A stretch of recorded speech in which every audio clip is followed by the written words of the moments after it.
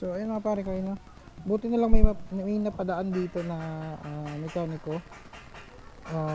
Naayos na yung gulong natin, tabi nga yung gulong natin, no? Kaya ayun, na-fix niya. May dinagdag lang siya na washer. Buti magandang loob sa atin. Ayun, naayos naman niya. So ayan, hindi na siya sagi pare ko.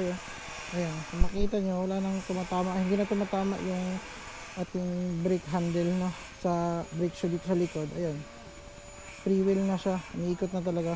Kung kanina sabi sobrang bigat ng ko pakiramdam kasi sumasagi siya dito. So ngayon smooth na, all goods na.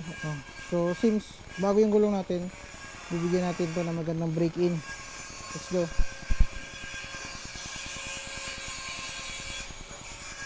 Tara, shoutout nga pala kay Kuya Alvin, no? Siya yung gumawa niyan. So, pinamerienda lang natin, tapos yung taas na nga lang gulong. May inalok siya sa atin na tools, yung wrench na bininta niya 100, pabili daw niyang bigas. So ayun, hope nakatulong at nakatulong din siya sa atin. Feeling ko tumaas yung motor, medyo tumaas yung motor. Wait lang, doon ko sakay. Medyo tumaas siya, tiptoe ako eh. Okay. Oops, medyo tumaas siya. Pulitit pa nga ako. Bababa mo kaya yun, pa-lower mo. Hindi, okay na. Ang taas kasi eh. Okay. Tara, let's go. Brake in natin mga pare ko eh. Brake in natin. Hindi ko na maabot yung Sige lang. kalsada. Ang hirap, hindi pa naman ako. Okay na. So ayan, let's go mga pare ko eh. Tubeless na yung likod natin. And dual sport na siya. Kaya masusubukan natin siya. Thank you Lord. Oh, sarap.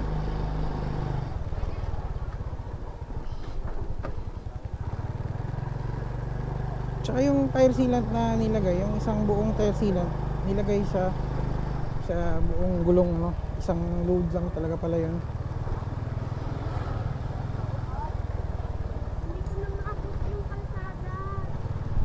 Hindi mo na maabot yung kalsada.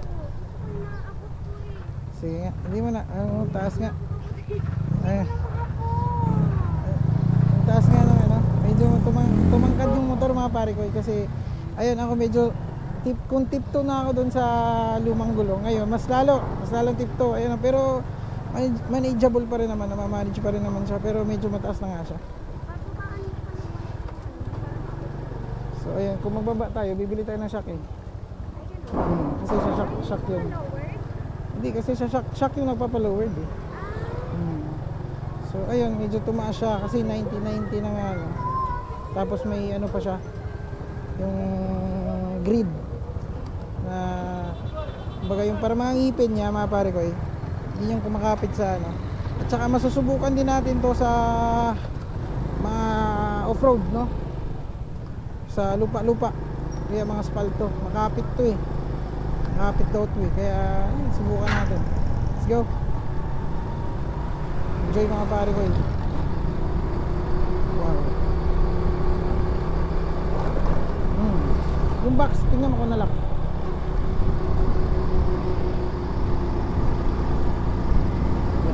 Ginawa niya ng paraan kasi nga dati lagi kasi tayong napaplat, tapos kahit sino-sino na lang na vulcanizing shop yung nagbabaklas ng natin, no? Ng ating gulong. Kaya minsan may mga lalim pala ng brake nito. Wala ko pala itong higpitan. Ang lalim pala ng brake ng likod. Pag naka-stop over tayo, higpitan natin. Ayan. Kahit sino na lang kasi nakakabaklas, no? Kasi nga iba-ibang vulcanizing shop tayo napupunta. Kaya minsan yung ibang, hindi naman lahat, may ibang hindi kasi talaga marunong sa mga kabitan, hindi na nalalagay yung washer, ibang parts. Kaya yun, maganda siya, maganda yung kapit niya, parang hindi naman siya kasi sabi nila pag nag-off-road ka daw na gulong, makunat daw sa pangit daw pag sa ganitong asfalto, kaya semento. Pero sa akin, Naman yan. smooth, smooth naman. Kaso parang bagal na, parang mabagal na. Hindi naman. Smooth naman, kaso siguro ang sinasabi nila is yung off-road talaga na malaking bulky-bulky na ano, trade dito kasi is dual sport kaya manage pa rin niya yung asfalto o kaya semento. Ayun, ang ganda naman. So, ang unang napansin ko talaga is tumaas talaga yung motor. Tumaas. Nagbubus. Uy, may opening na naman dali. So, ayun sa mga ano, manufacturer, no. Yun, tip nila is ano, break in ng gulong within 50 kilometers, no. So, ngayon 18,900 break in natin at na masubukan natin talaga itong gulong na to.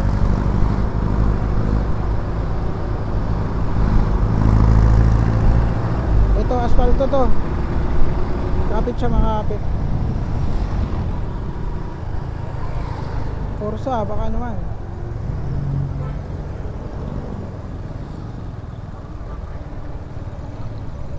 Kaka.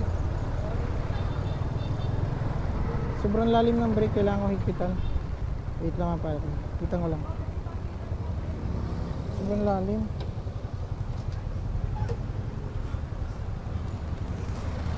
Bawa ka mo naman. Higpitan natin mga pare kasi medyo ano siya. Ang lalim ng brake. Parang ano, maano na yung parang Ang shock? ano ba? Parang ba pagka nag-drive ka, nararamdaman ko maano yung likod, parang makatag. Ngayon, bouncy na. Ay, sa gulong.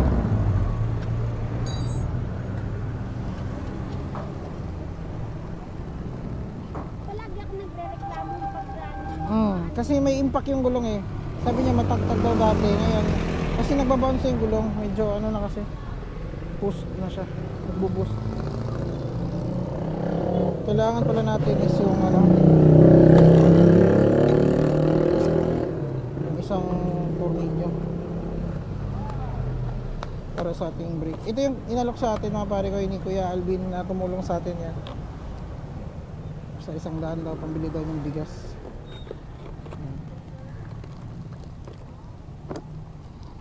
Ang ano ko ngayon is yung brake kasi malalim eh. Kailangan kong higpitan.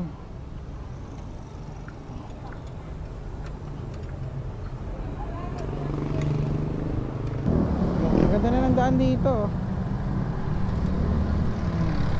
Nung nakarang traffic tayo dito, pero hindi ko sila. At saka bukod dun sa tumaas siya, yung bounce niya no, medyo bouncy na siya no. Oo, hindi na siya parang matag. Hindi na siya ganun katagtag, no?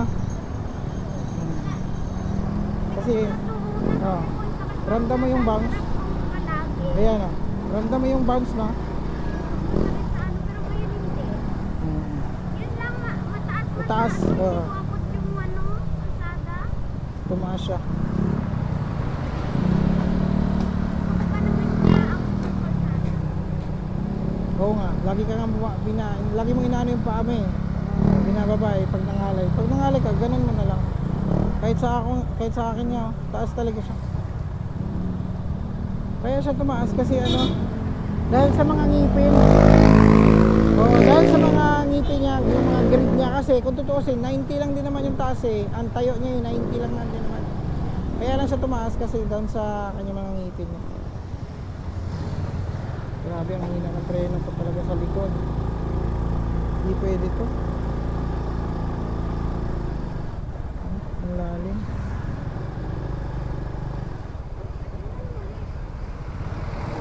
Mamaya, hanap tayo pwesto. Natakat mo na lang kaya.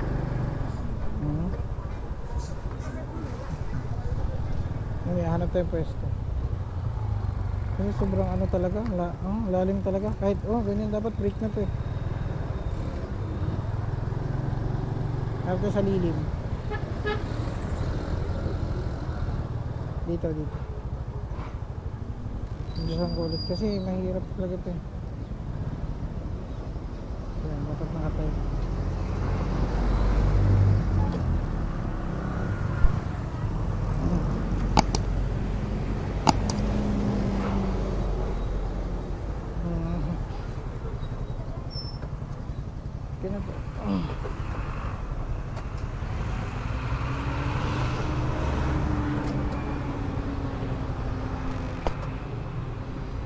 bubuksan ko lang ulit kasi mahirap talaga eh. Kahit hindi mo natanggalin yung ano, yung red. Hmm. Yung ano lang naman ang inaasik ko. Kaya siguro siya lumalim dahil napantay na yung Isa-isa din yun. na-alignment. Oo. Kesa na. May konting ano na no. Yes. Medium compound pa naman siya kaya hindi siya makunat. Makapit din talaga siya kasi medium compound siya eh. Kaya ayan ang overall looks ni Uno. Ayan, ganda.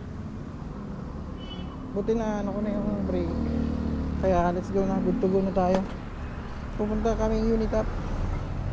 As usual na lagi namin pinupuntahan.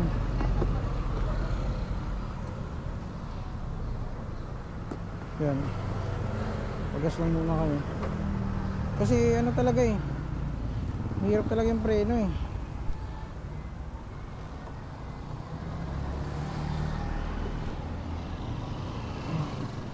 Taas na talaga na. Diba? Dahil yan sa gulong.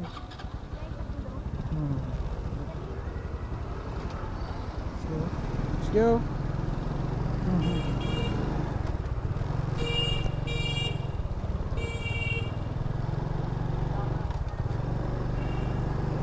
Malambot din yung gulong niya. No, malambot din. Kahit dual sport siya. Oh. Ito medium to, ito yung nasa gitna. Mas may malambot pa nito, yun yung tinatawag na soft compound. Yun yung bibiling ko sana na beast tire. Pero ang advantage nun, sobrang kapit din naman talaga nun. Kasi malambot eh. Alam mo yung, di ba pag malambot na goma, makapit. Ito, makapit din naman to, pero hindi siya ganun kalambot kasi nga medium nga siya. Ang makunat, yun yung soft, hard compound. Yun yung sobrang tigas talaga nun. Yun yung madulas yun. Kasi solid na rubber yun eh. Yan yung kadalasan sa mga ginagamit pang ano, mga pang off-road talaga. Matigas kasi may laban talaga yun pag sa off-road. Tulad ng mga CRF yun, mga matigas talaga yun kasi nga yun yung kumakayas doon sa mga lupa eh. Nakapit siya pag sa lupa kasi matigas eh, pero pag sa semento pangit siya. Madulas siya sa semento kasi wala siyang kapit.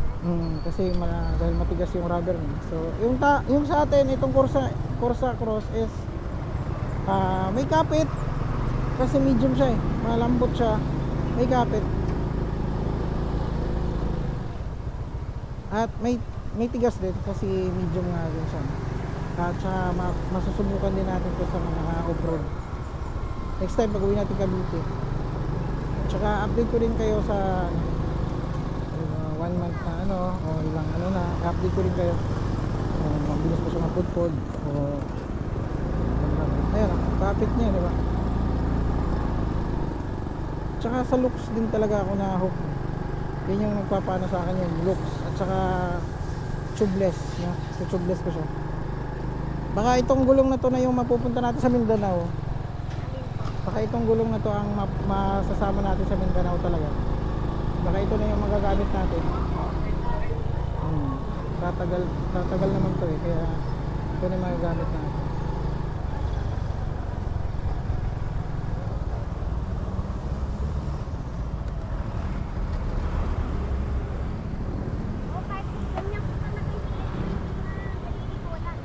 Hindi mo na ano, taas na ng motor. Isang pang ganyan para maabot ko.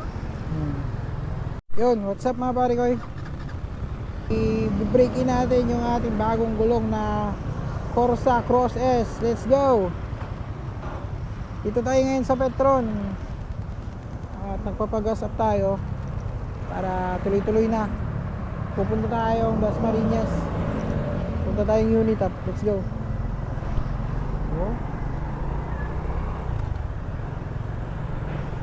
Kalmado ang paligid. Kalmado ang paligid mga pare ko. Doon no. Dito tayo ay sa Bacoor Molino. Ganda ng gulong mga pare ko.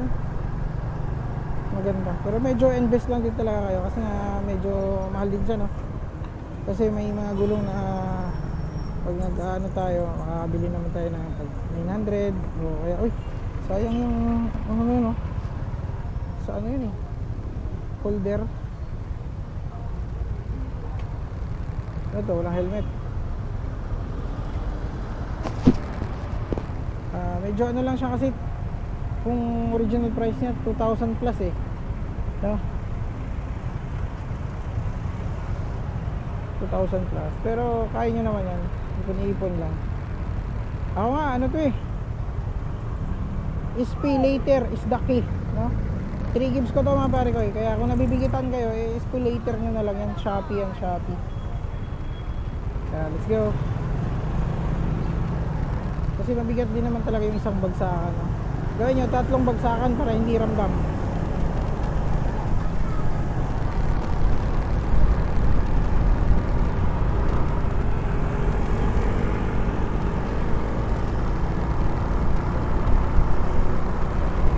Mga hindi nakakaalam mga pare ko yun, mga manufactured is nagsasabi na kailangan talaga i-breakin yung mga gulong, no? Kasi may mga nilagay dyan wax, no? Para matanggal yan. May mga nilalagay kasi dyan mga wax sa gulong, kaya madulas pa yan o kaya ano pa yan, para matanggal yan, breakin nyo talaga yan pag bagong gulong. Kaya kayo mga pare ko sa mga hindi pa nakapagpalit ng gulong, magpalit na kayo, no? Kahit anong gulong, no? Wala naman tayong dinadalang brand, no?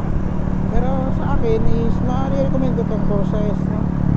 Corsa S na Corsa by Takara Tires pa yan, no? Takara Tires, baka naman marami silang hawak na brand, meron din silang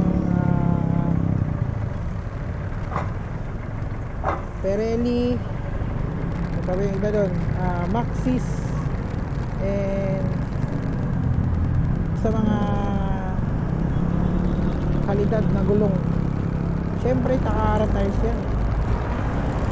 Takara Tires naman, no? Kahit isang gulong lang, oh, sarap lang, oh.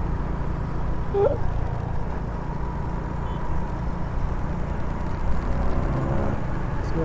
18,600 yung order natin mga pare ko, and nakapalit lang natin ang gulong, no?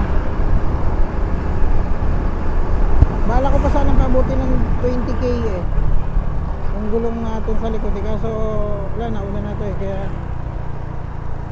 kailangan na talaga tayo magpalit. Medyo nagka-struggle lang kami kanina kasi nga mali yung pagkakabit mga pare ko. Mali yung pagkakabit sa gulong, tagilid yung gulong ko, tabingi. Pero ako, pansin ko naman talaga tabingi yung gulong ko. Dati pa yun, napapansin ko na talaga. Kahit yung partner ko, napapansin niya talaga na tabingi yung gulong ko tuwing napapark kami. Nasisipat ko, tabingi talaga. Kaso, hindi ko lang siya, ano, kasi nga, hindi naman siya sumasagi kasi 80, yung 80 kasi hindi naman sumasagi doon eh. Kaya dadalawang isip ako, pag pinalitan ko itong 90, sagi ito. So, ayun, hindi naman siya sagi. Sakto naman siya. Dahil lang kasi yun sa mali yung kabit. Marami talagang maabala pag mali, no? Kailangan talaga, buti na lang may tumulong sa akin. Shoutout kay Kuya Alvin, no? Na napadaan doon. Siya daw ay nagtitinda ng buko-buko juice. Minsan pare ko yung mga, alam mo yung mga tao na hindi natin na in-expect, no? Na mga strangers lang, na tao lang na nakikita natin sa gilid-gilid, no? Kalsada, nakasalubong natin. Sila pa yung nakakatulong sa atin. Sila pa yung, no?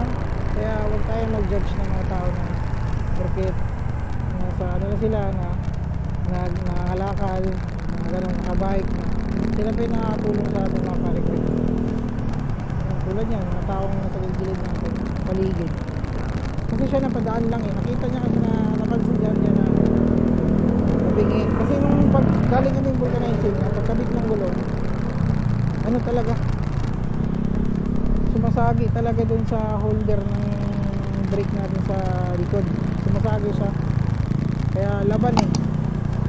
Kaya alanganin kami. Pwedeng ganito eh.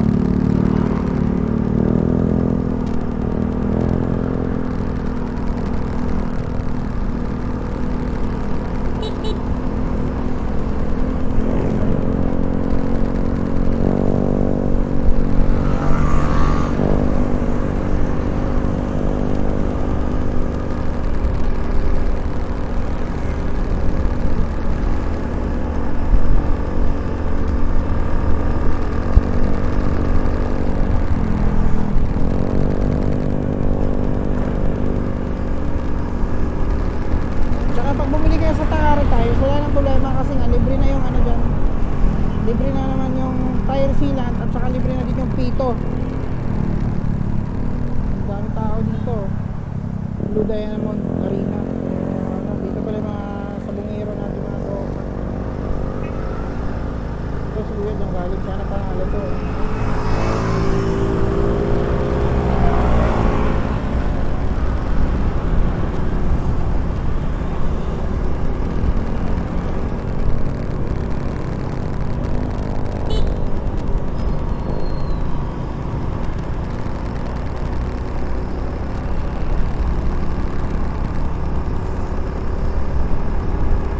Yun, may nagtatanong nga pala sa atin na kung pwede daw ba i-tubeless yung gulong naka-rimset na stock RSX. Pwede naman pare ko eh. May mga ano dyan, vulcanizing na gumagawa dyan. Pero hindi lahat kasi ilan lang yung nakakaano yan eh.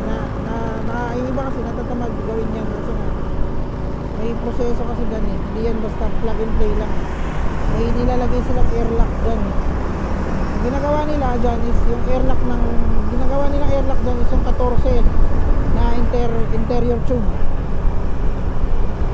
Yung ginagawa nilang air lock dyan 14 na air tube ilalagay doon sa 17 na ring set.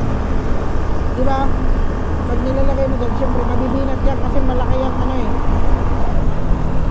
Ayan, malaki yung ano eh, gulong na 17 para mo sa 14. So yun, mababatak yung rubber.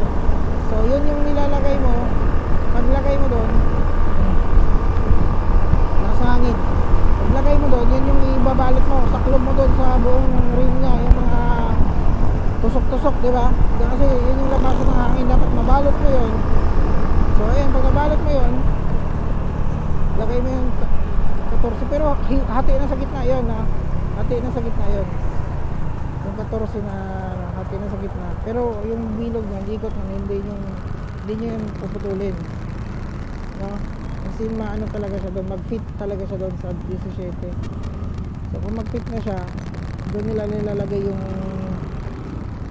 gulong, no? Doon na nila nilalagay yung gulong ng 17. Tapos ang excess nun, siyempre pag makabit na nila yung gulong, may so sobra yun kasi cut yun eh. Sobra yun, doon na nila ika-cutting yun. Traffic.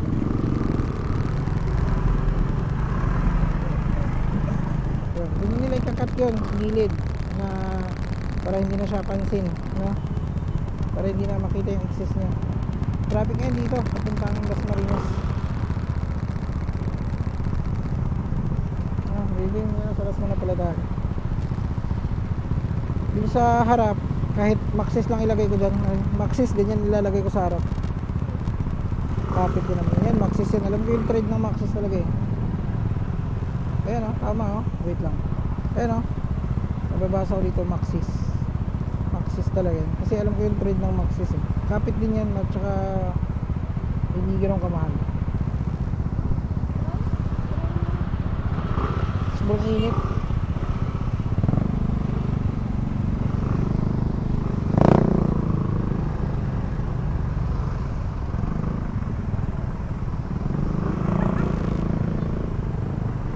Gilid gaming lang tayo. Ayun, kapati na tayong pumunta ng mga malayuan kasi tubos naman na tayo. Ito na ang concept nito. Impis ng gulong, by concept na Aerox. Ito kaya natin. Daan lang kami. Whoops eh.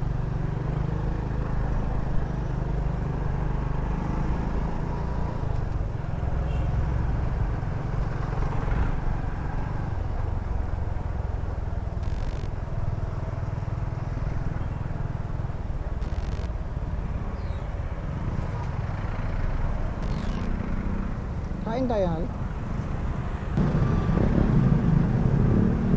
Kaya pala traffic dahil dito yan, sindahan, sunikip.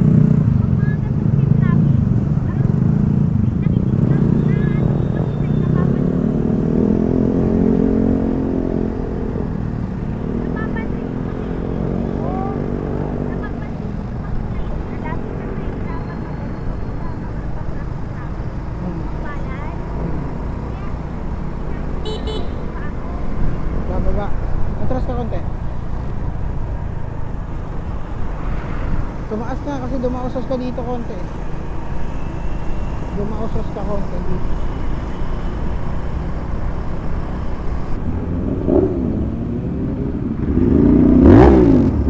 Ah, gigil ah.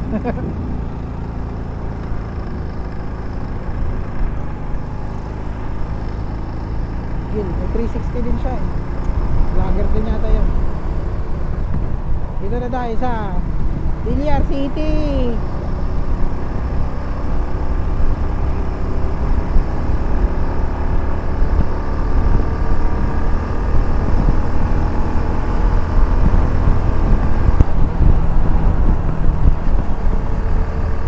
Banking.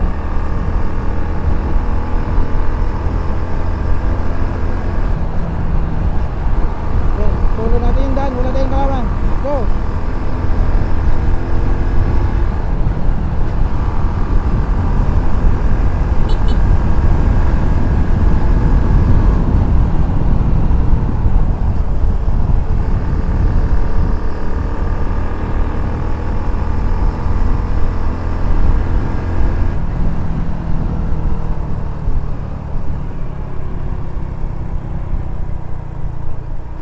Ayan na. Ano lagay mo? Ano yun? Yung food? 30 kilometers.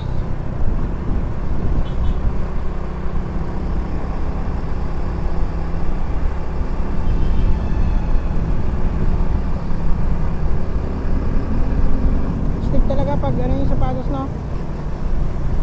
Astig pag yung sapatos mo colorful. Yung maano sa mata yung kulay, no? Huwag lang yung katawan mo ulo. Pag maano yung kulay, tulad ng orange na sobrang kulay, ganyan. Pink, kaya yung green. Pag buhay yung ilaw, yung light talaga. Pansinin ka talaga.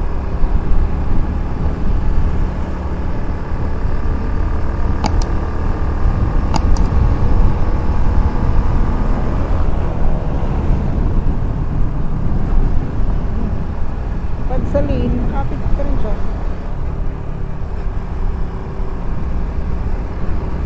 After 2 years, eh, ano.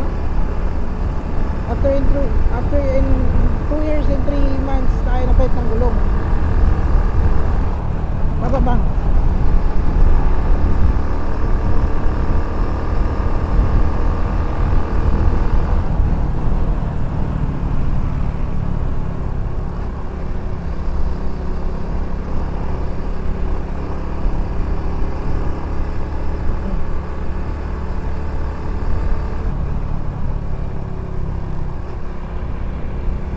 Stress pa naman pala.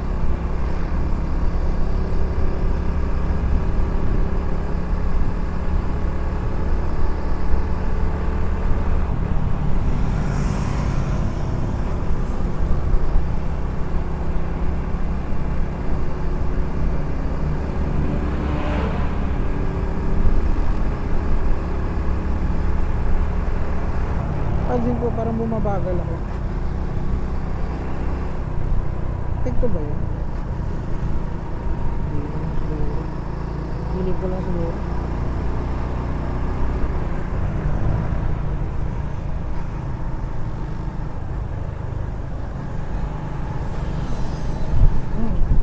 Grabe, likabok.